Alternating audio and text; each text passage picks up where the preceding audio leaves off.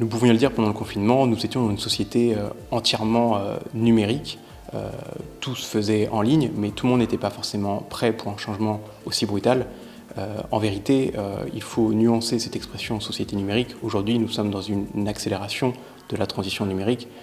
On apprivoise tout simplement des nouveaux outils, mais qui étaient déjà rentrés dans le mœurs il y a quelques années. La question est maintenant de savoir si ces nouveaux outils, nouveaux usages vont perdurer dans le temps. Un dernier rapport du Web Global Index semble indiquer que les Français sont quand même plutôt rétifs au changement. Ils mettent aussi du temps à l'accepter. Les solutions portées par le gouvernement, notamment en termes d'éducation à distance, n'ont pas forcément porté leurs fruits, notamment auprès des décrocheurs qui restent nombreux. Ce sera l'un des défis de la rentrée. En premier lieu, je pense à Facebook avec WhatsApp ou Instagram. Les réseaux sociaux, en fait, dans leur ensemble, ont gagné énormément d'utilisateurs, peut-être bien aidés aussi par l'apparition de TikTok, qui a littéralement explosé tous les compteurs, avec aussi les conséquences qu'on connaît au niveau diplomatique.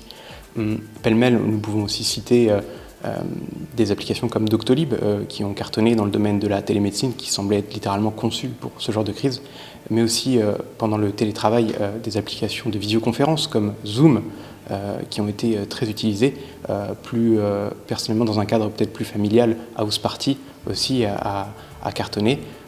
On peut citer d'autres acteurs qui étaient présents aussi avant la crise dans le secteur du e-commerce, mais aussi du paiement en ligne comme PayPal, qui a littéralement cartonné et qui aujourd'hui développe le paiement digital et l'accélère encore plus qu'avant. Alors les bénéfices, eux aussi, sont connus depuis longtemps. C'est un gain de temps, un gain d'efficacité. Tout le monde se souvient du passage pendant le confinement d'une attestation physique à une attestation numérique qui a été vécue comme une petite libération.